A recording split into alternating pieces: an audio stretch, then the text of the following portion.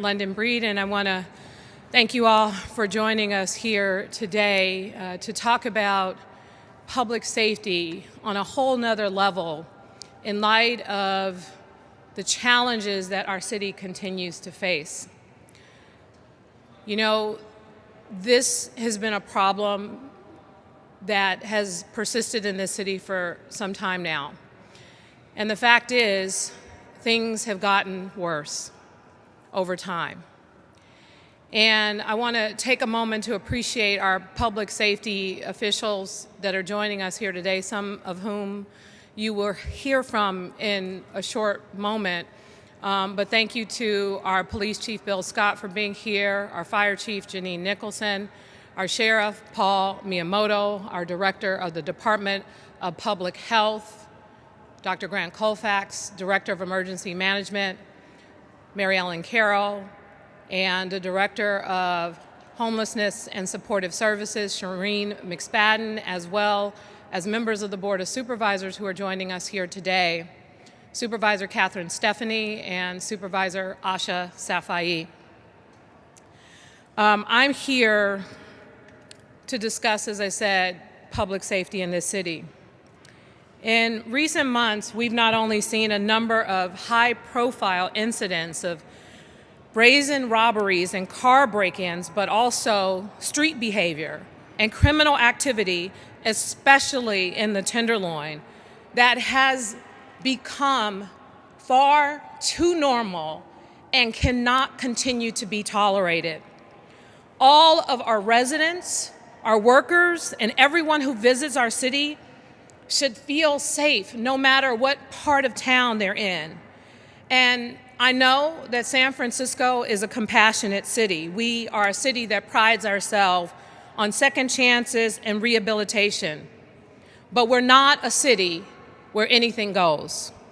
Our compassion should not be mistaken for weakness or indifference. Today, we're announcing a series of public safety initiatives to create a city that is safe and turns the tide on what we have recently seen in San Francisco.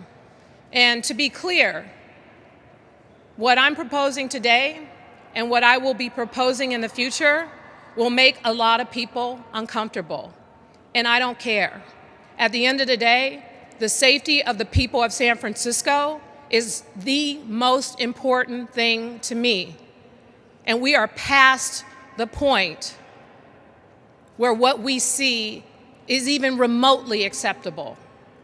The first of these initiatives is the Tenderloin Emergency Plan, which is already underway. During COVID, we showed what this city can do when we unify our efforts and we work together collaboratively. Through our emergency action, we protected the health of this city, and San Francisco was a national model for addressing COVID.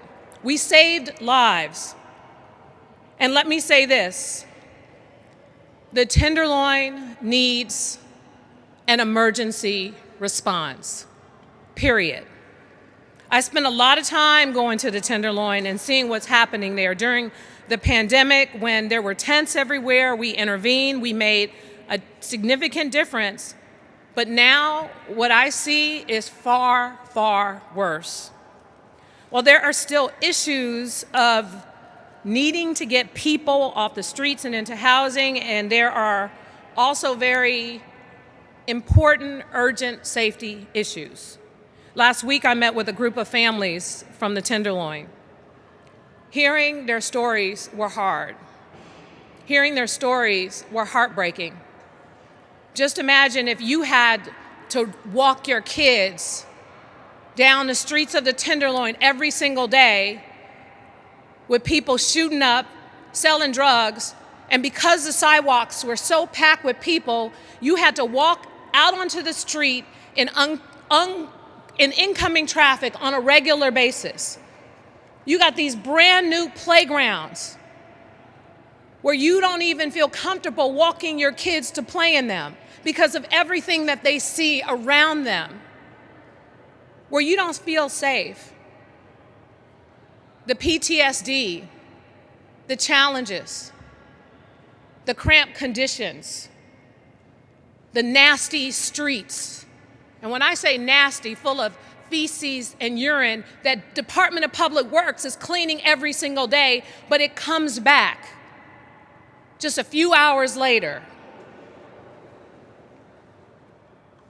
Last week because it drove home during that meeting the point clearly that we can't keep doing the same thing and expecting a different result. And every day we let things linger. Our residents are suffering, and we need to be different, to act with urgency, and to be aggressive in countering these problems. And this is why I've directed Mary Ellen Carroll, the Director of Emergency Management, to lead our multi-agency coordination on this effort, bringing the coordination and urgent responses that we brought to COVID this year. In essence, a COVID command that will be a public safety command that will be specifically targeted at the Tenderloin community. And I'm gonna have Mary Ellen Carroll walk through the details of what this means. Our priorities are focused on issues of drug dealing, violent crime, public drug use, safe passage and accessibility for the people who live and work there, neighborhood cleanliness, housing resources, emergency medical calls, and we will be tackling illegal vending. In the short term, that means taking immediate and necessary action like fixing the lights, adding additional lighting in very dark areas, dealing with broken trash cans and trash all over the neighborhood. But it also means coordinating with the police and the sheriff's office on felony warrant sweeps, which have led to the arrest of 23 individuals so far with outstanding warrants. These are some of the people who have been holding this neighborhood hostage, and our criminal justice system has a responsibility to hold them accountable. When the police make an arrest, the residents of the Tenderloin should not see that same person back on the streets the next day dealing drugs right in front of their neighborhood. The next stage of this plan will roll out next month and continue for at least 2 months after that. This second stage will continue the progress made earlier on the law enforcement, but also focus on interventions and connections of services to people facing addiction and other challenges. But to be clear, we are not giving people choice anymore. We are not going to just walk by and let someone use in broad daylight on the streets and not give them the choice between going to the location we have identified them or going to jail. This will involve social workers, outreach workers, police, and community groups working together to offer wraparound services and connection to a new temporary linkage site where people can start treatment, meeting people where they are, being the compassionate city that we are, but not tolerating the mess that we've had to tolerate. The final phase of this intervention focuses on keeping the streets safe and accessible for everyone who calls the Tenderloin home. This includes securing long-term funding for ambassador programs, supporting community-led beautification and open space projects, and making environmental changes that promote safety and neighborhood support. This also includes long-term partnerships with community organizations and residents to maintain the improvements made during the crisis operations phase. The key will be to never let the Tenderloin go back to what we are seeing today, to not go backwards, to move forward, to feel and see a difference. But public safety isn't just about the Tenderloin. We know that there are issues all over this city. Our second initiative is targeting the illegal vending on our streets that is incentivizing the break-ins and robberies like the ones we have seen at stores and small businesses throughout the city. And you know what's the sad reality? Before I was even an elected official, when the cell phone thefts were at an all-time high, everybody knew that whatever they stole for cell phones, laptops, anything you steal in this city, you take it down to the Tenderloin, and there's someone waiting to give you cash for those items. I want to be clear that these are not victimless crimes, and they are not just property crimes. We're seeing an increase in the use of high-speed getaway cars that in some cases are stolen vehicles, physical violence, and the use of weapons. Today, I'm introducing legislation to disincentivize theft by making the resale of stolen goods more difficult.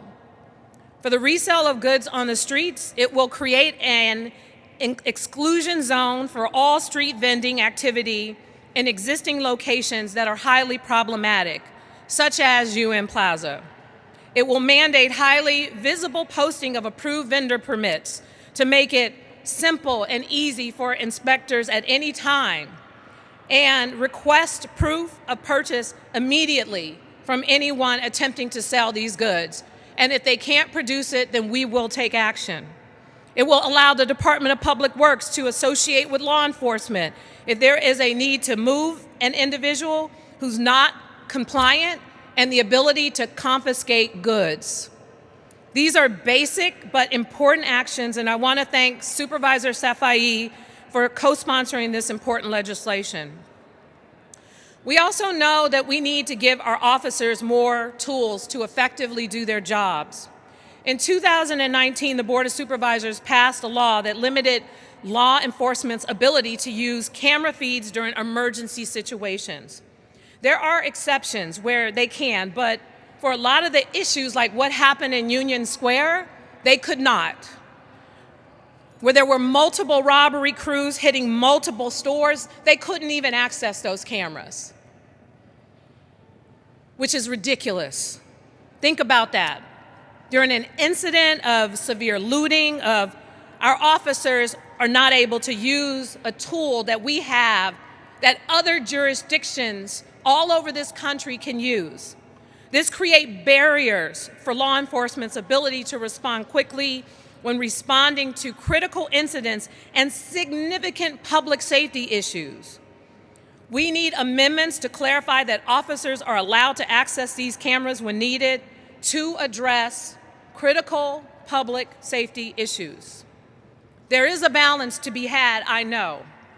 But right now, if our officers cannot use cameras during a mass looting event, then that policy is out of balance. We are actively working on those amendments with plans to introduce it in January, and my hope is that the board will support changes. Lastly, we're increasingly asking our police department to do more. They're working more overtime to address these challenges, including responding to the rash number of retail thefts and confiscating more than 23 kilos of fentanyl in the last year alone, 4 times the amount in previous years. They've been expanding a number of deployments through our tourism deployment plan, so when people come here and spend money and support our economy, they feel safe and they want to return. And we changed the narrative about what people say about San Francisco. And focusing on auto burglaries to make significant arrests on prolific crews who time and time again are committing these acts and impacting the quality of life for San Franciscans. They've done all of this while being part of a police reform movement that has led to dramatic decreases in the use of force incidents and a rapidly diversifying police force that better reflects the communities they serve. Our officers are committed to doing that work, and they're committed to keeping us safe. But everything they've been doing over the recent months and everything we're going to ask of them in the coming months before we pass a new budget is going to require more overtime funding, and it's going to require more police officers. My budget office is currently working with the San Francisco Police Department and the chief to understand what the needs will be to get us through 2022, and I will introduce a supplemental to ask this board for the resources we need so that the deployment that exists now is not over after the holidays. The deployment that we are imposing in this city needs to be permanent. And as we plan for our upcoming budget, we will ensure those resources, including academy classes and overtime, are in place as part of the 2-year budget, and I will introduce that budget at the end of May, but we can't wait to continue the resources that we have now. Some of these actions are underway immediately, while others require a significant investment and legislation. And there will be more work to come on this front. Taken together, they can make a real difference on our streets and in our city. And before I bring up Chief Scott, I want to take a moment to recognize the work more recently of our police officers and their commitment. Vacations have been canceled, time off has been canceled, it's been all hands on deck. And at the end of the day, what has made the most significant difference to address public safety is, yes, we've made investments in social service programs. Yes, we pushed for reforms to our criminal justice system. We will continue to do that. But when a line is crossed, people have to be held accountable for the crimes they commit in our city. And that's where our police officers have been critically important to our ability to do so. Thank you to Sheriff Miyamoto, who has been a real partner, and I'm looking forward to working more with allowing our sheriff's deputies to work off duty in uniform at a number of locations throughout San Francisco. Their partnership with our frontline workers and community groups and ambassadors have been really essential in keeping us safe. And finally, let me just say, at the end of the day, I know this sounds like a lot of different things. I know this sounds like more and more promises that may not materialize. But I want each and every person in this city to know this work and what we are going to do to turn around how people feel in San Francisco is the most important thing to me.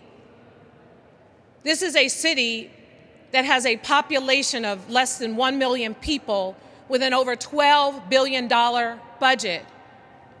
The residents of this city have been extremely generous in providing us with the resources we need to make a difference. And now, the priorities we need to make must be to protect them, must be to turn things around in their neighborhoods. When you are in a room full of people, I would say probably anywhere between 90 and 95% of folks could raise their hand and say that either their car has been broken into, or they've been a victim in some capacity or another. That is not okay. That is not acceptable.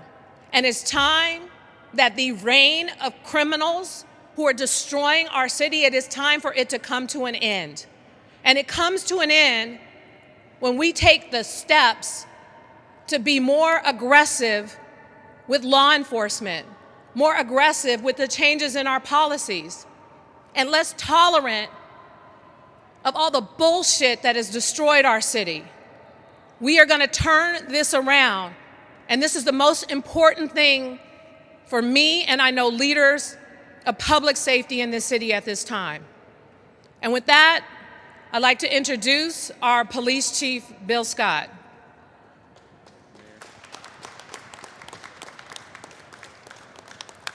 Thank you, Mayor, and good morning. Let me start with this. The people in our city who have been impacted by crime, by quality of life issues such as open-air drug usage, street vending, some of our issues with our unhoused population that lead to trash on the streets and needles on the streets and things like that. These things have to change. Now, from a policing perspective, I want to reiterate a few things and piggyback on the mayor's comments about what you can expect from the San Francisco Police Department. First and foremost, law enforcement and enforcement of drug dealing offenses. We need to do more. It's little consolation that we've arrested almost 600 people in the Tenderloin alone this year. It's little consolation when you're still seeing drug dealers in your neighborhood and on your blocks day in and day out. It's little consolation that we've seized 23 kilos of fentanyl, 4 times the amount of what we seized last year, when you're still seeing fentanyl being sold in your communities day in and day out. It's little consolation for me to stand here and spout statistics about any forms of arrest or enforcement actions when you're seeing these activities day in and day out. And here's the point to all of this. We will continue to make arrests, and we will make more arrests, but there are areas in this city that need constant 24-hour police presence while we make those arrests. From the lips of the people who live and work and play in this city to my ears, this is what I'm hearing over and over and over again. And I thank the mayor and our elected officials who are here with us and the public for drawing the line. Because this police department will draw the line, but we need the resources to do it. And let me go in a little bit more detail about how this works, because I'm going to speak for my officers. They're asked to go out there and do a job, make an arrest. They make an arrest. They're in the station writing reports, booking evidence. That's the process that has to happen. While that's being done, the corner that they were standing on to make that arrest, nobody's there. And it's as if they were never there in the first place. When those arrests are made, we can't have a situation where the officers are then not in those neighborhoods that need us the most. That's why deployment is so important. And I'm a witness to this. I've been out with the officers. I've walked those blocks with them. They make an arrest, they're out of the field. 30 minutes later, I go back, and it's like we've never been there. There are places in this city where we need constant police presence. And let me be very clear on what I'm saying. I'm not saying unconstitutional arrest. I'm not saying brutalizing people and using force. What I'm saying is we need to be out there policing, engaging with the communities that we serve, and policing the right way. That takes time, that takes patience, that takes money, that takes resources. And we're committed to doing it. I've heard from officer after officer after officer. When I ask the question, what do you need to do your jobs? The answer is usually 2 things. We need enough people to do our jobs the way we've been asked to do it, and we need to be supported when we do our jobs the right way. As your chief of police, that's what I'm asking for. I'm asking for the resources to do our job like we've been asked to do it, and I'm asking for support for our officers when they do the job the way that you asked them to do it. Because here's the third thing. Police departments all across this country are facing hiring challenges. This city is no exception. We need to have an environment in this city, and hear me very clearly, where people want to come to work here and be police officers. That doesn't happen without support. And Mayor Breed, thank you for your support on this. We need the public support. They need my support. And they deserve that if we're asking them to do a very difficult job. So I'm going to go into a little bit more detail before I introduce Mary Ellen Carroll to the microphone. Open-air drug use, open-air drug sales. The consistency of the arrest is very important. When we have the evidence, we need consequences. And look, I'm here to talk about what we can control, we, the San Francisco Police Department, can control.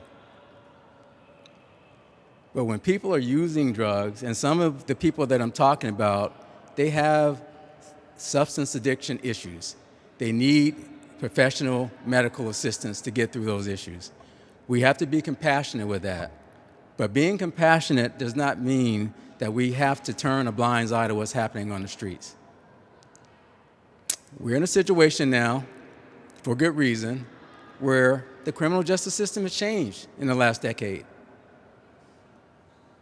A decade ago, possession of a small amount of crack cocaine or heroin would land you in jail for a felony. That is no longer the case. But it doesn't mean we can't take action.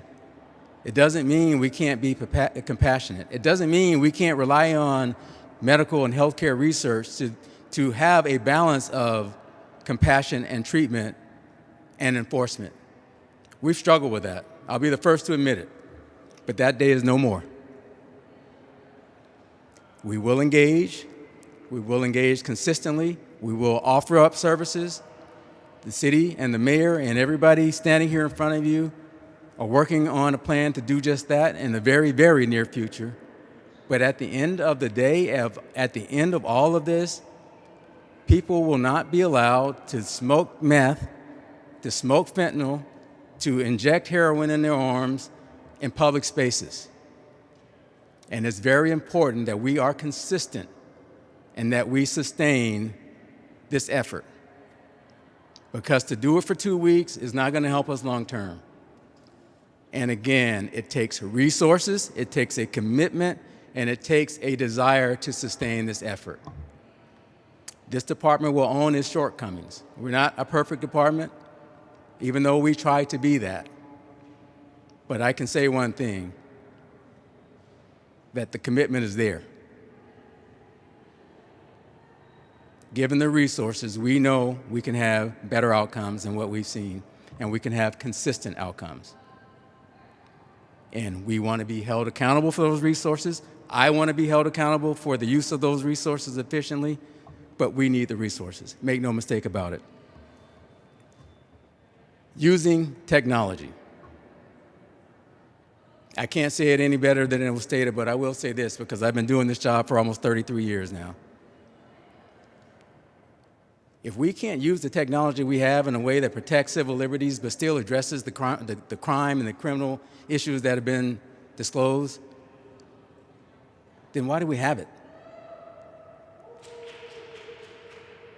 If you are the one that is suffering from a victim of a violent crime, or you are the shop owner or storekeeper that had your business demolished and looted, it's a little consolation to say, yeah, we can get the video after you've been victimized.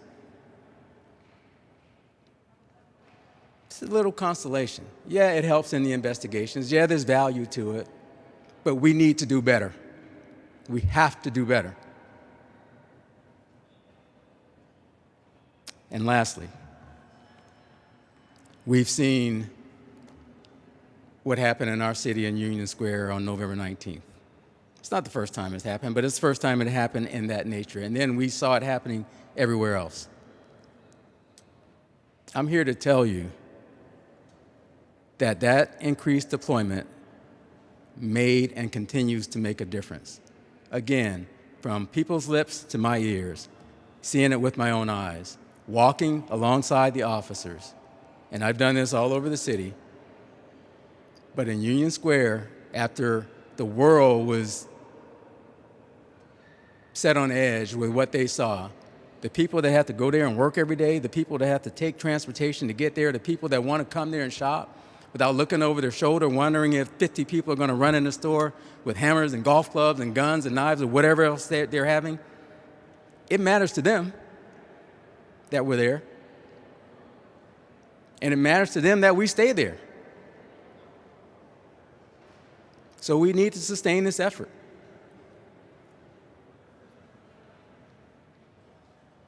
So you have our commitment.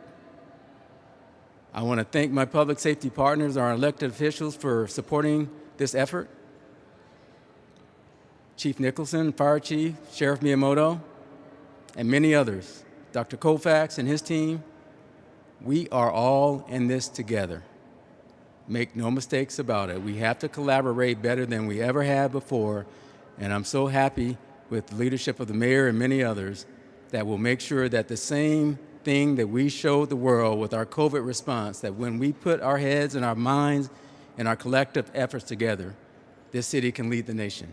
and we did on COVID, and I strongly believe we can do it with the issues and the challenges that we have in our city, whether it be the Tenderloin, retail theft, violent crime, or any other thing that we face. We can do it when we do it together, and we have the support and the resources to get us there. So thank you. And with that, I'd like to introduce Mary Ellen Carroll, the Director of our Department of Emergency Management.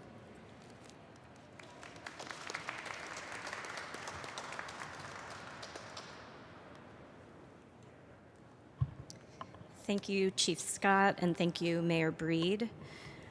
Emergency management provides coordination during times of crisis.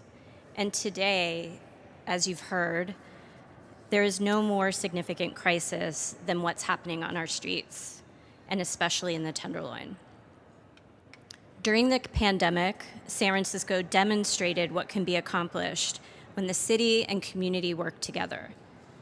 We are going to draw on our expertise developed during the COVID response and bring the same level of focus and coordination to address the crisis in the Tenderloin.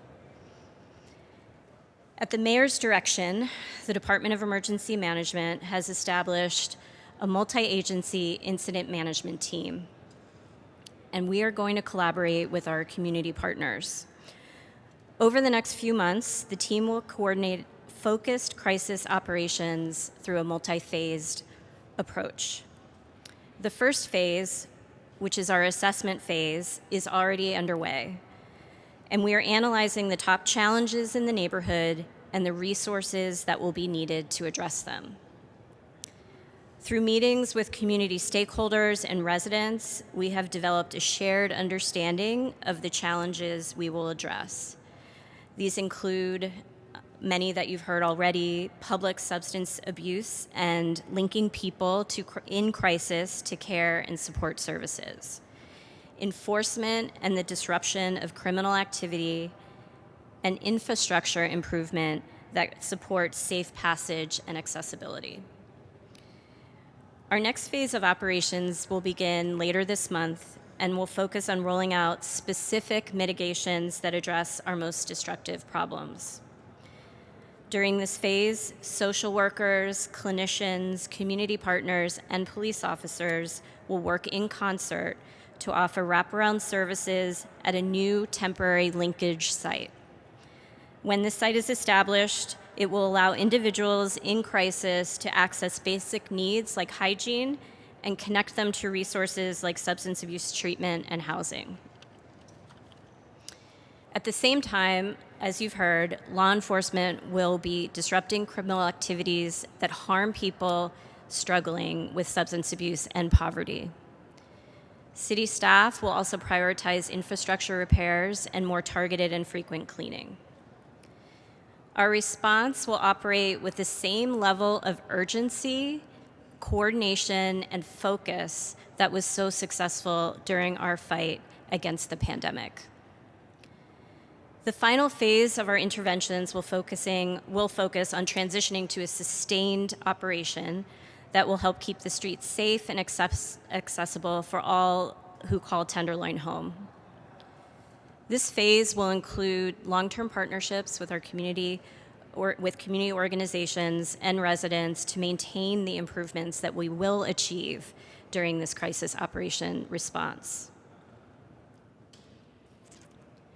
The Tenderloin is home to families, local businesses, nonprofits, immigrants, seniors, and young professionals who all deserve a safe and healthy place to call home.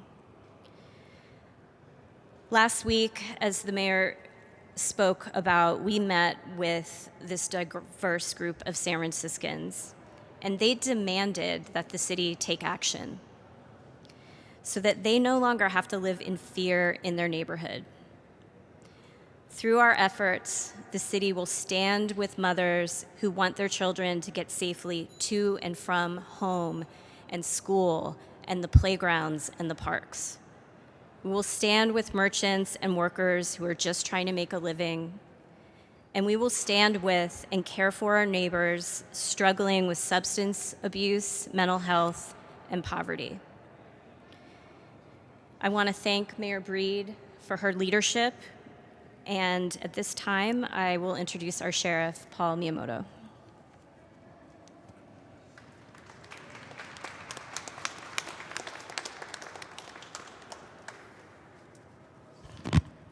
Good afternoon, everyone. These recent incidents, this recent uptick, all of the things that have been discussed here by all of the previous speakers have created a citywide public safety concern that the San Francisco Sheriff's Office is prepared to contribute to the solution and provide services and support necessary to make sure that our collective efforts are not just a flash in the pan, are not just a temporary solution, but something that is long-term and sustainable. I think it's very important to recognize that we have city leadership here to address this concern, just as we did with the COVID pandemic, as has been mentioned earlier.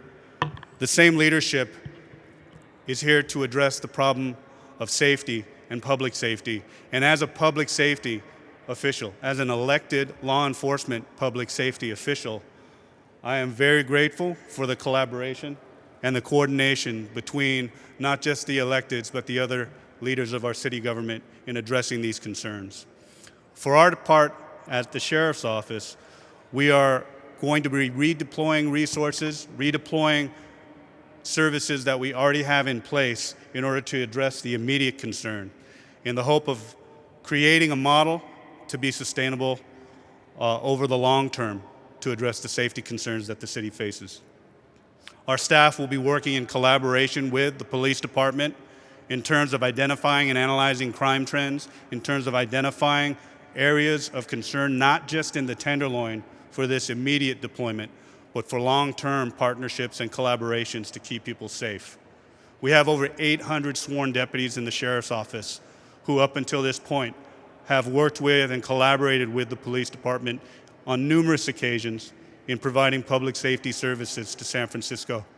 We will continue to do so in this new model to be able to provide the services to address these concerns, to finally say no to some of the issues that we face, and more importantly, a perspective that the Sheriff's Office provides and our staff members provide is compassionate mitigation of these challenges.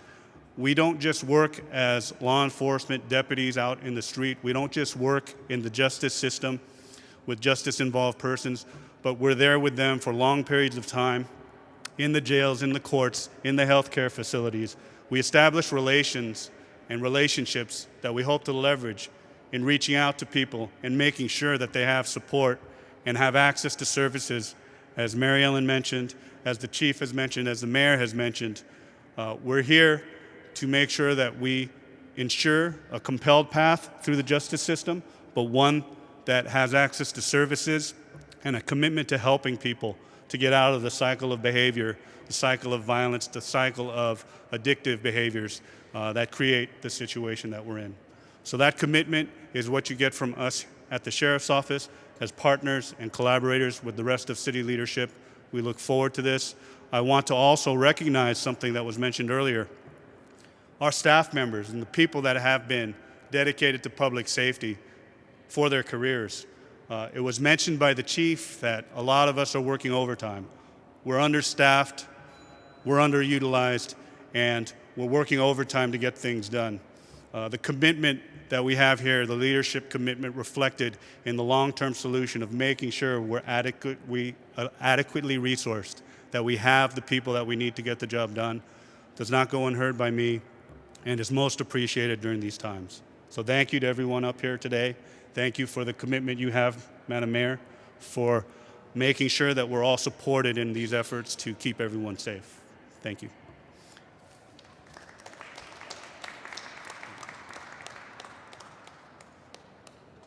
Thank you. I realize that there was a lot of information to process. We'll be providing that information through my communications team. And at this time, are there any questions? Christian?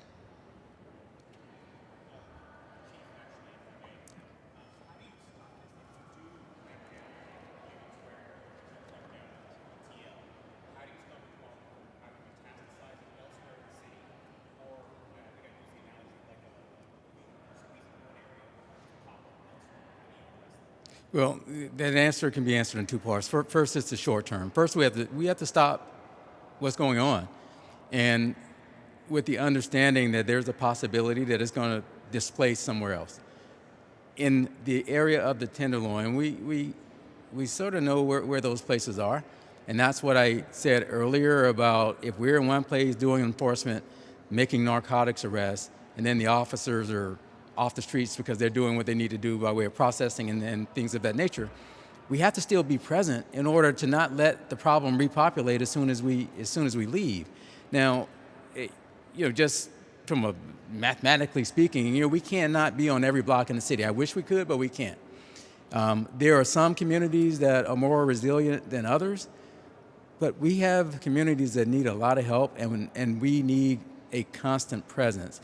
Because one thing I know that I've seen with my own eyes, when we're out there, the people aren't selling drugs in front of us. What they do is they go down the block, as you stated, they wait on us to leave, they come back when we leave.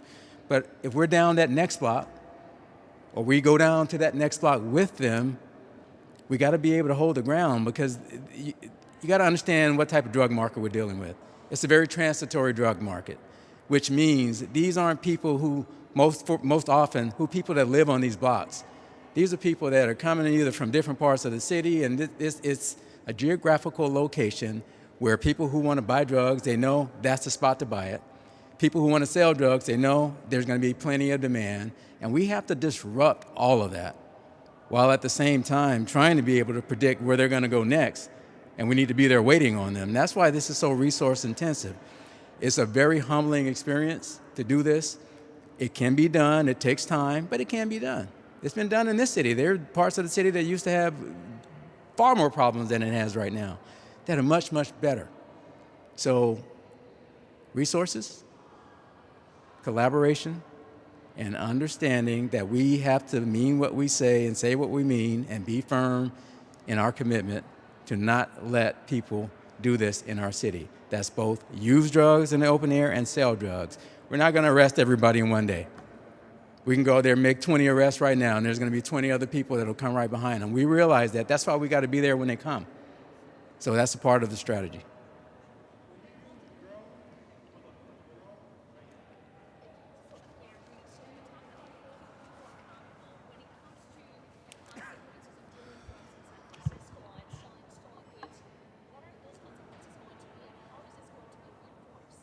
Well, I think at the end of the day, the arrest will be made by the police department with the hope that our district attorney will prosecute those cases.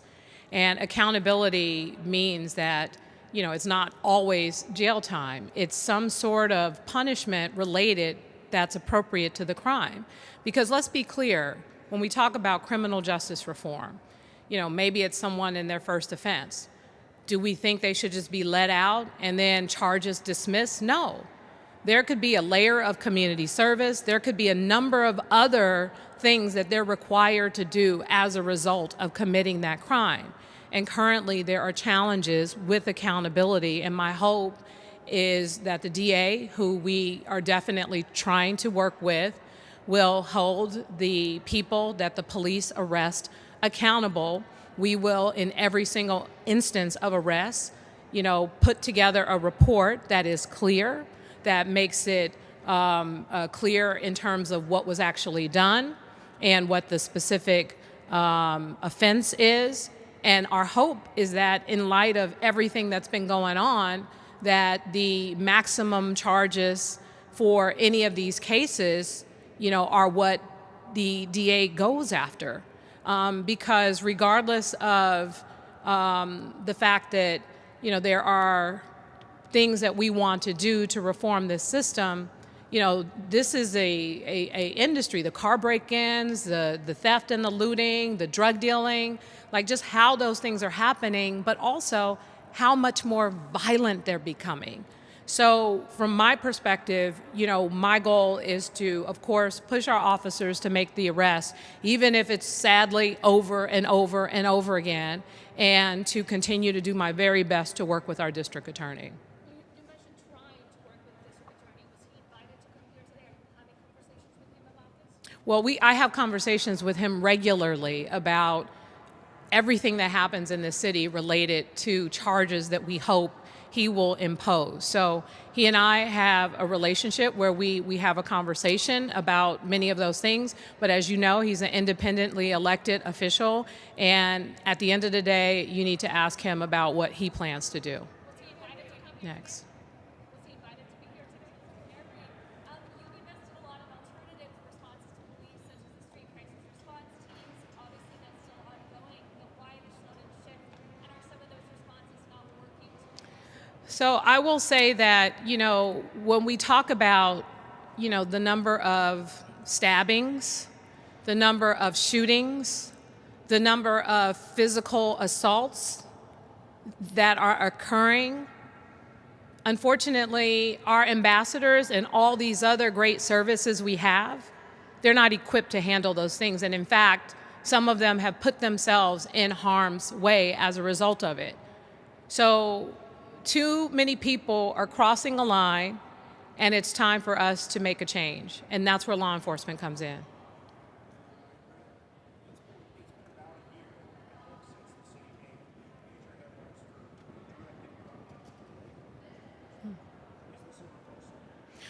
To be clear, when those funds from the police department were redirected specifically to serve the African American community, there were no cuts to the number of officers that we had in the department.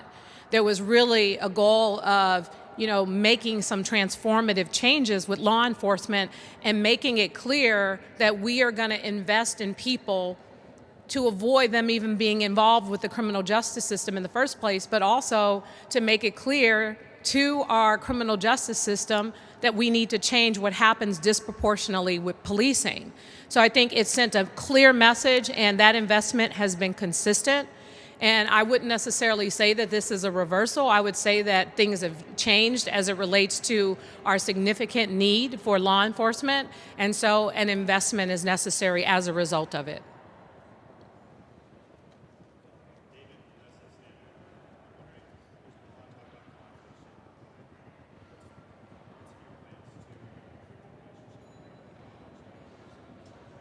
I'm sorry, I can't.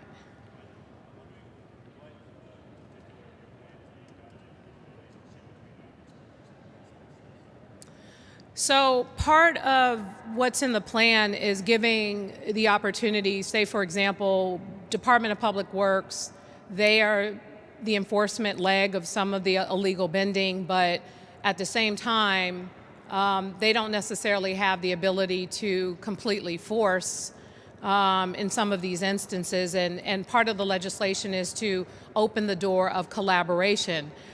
We continue to work on building that relationship of trust, and I think ultimately, unfortunately, we do have people who, under no circumstances, are they willing to work with our police officers.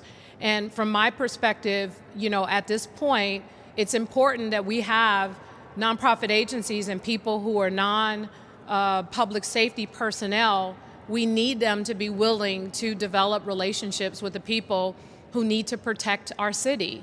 Because ultimately, and I'll tell you an example of one of our persons who was out there working for a particular nonprofit, doing everything he could to be that voice, and sadly he was stabbed.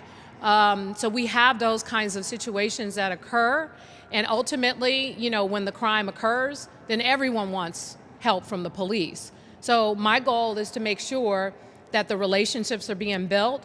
Our department has undergone significant changes around anti-bias training, use of force, a number of things that I feel strongly we have been putting in action with all the decisions that they have been making and what we're seeing in terms of our use of force cases and a number of issues in San Francisco that existed in the past. Our goal is to get to a better place, of course, but in the meantime, this is where we are and this is what we need to do.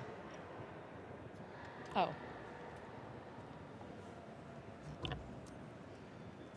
So just to address the issue of how we are going to be working together, which I think is your question, you know, the truth is that we have a united group on our incident management team that have very disparate views about how to approach these problems. That's the truth.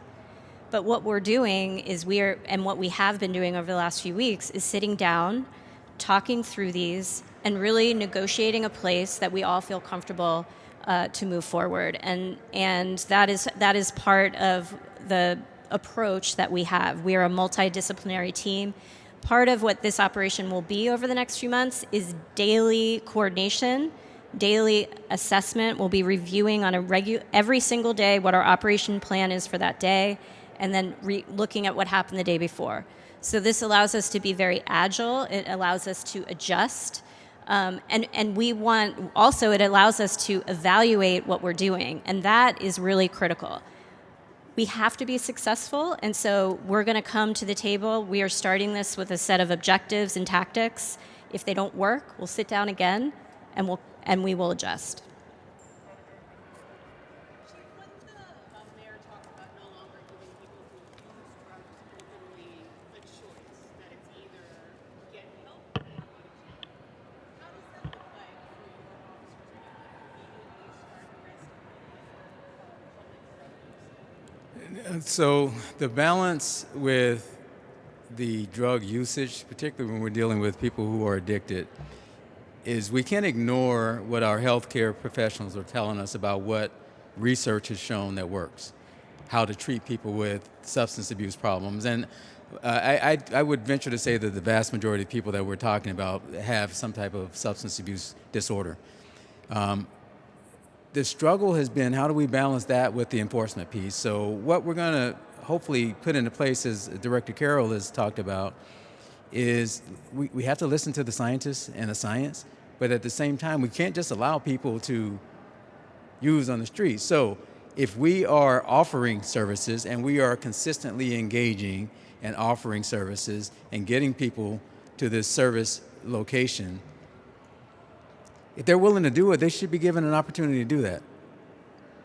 But one opportunity, particularly in the same day. For instance, let me play this out for you.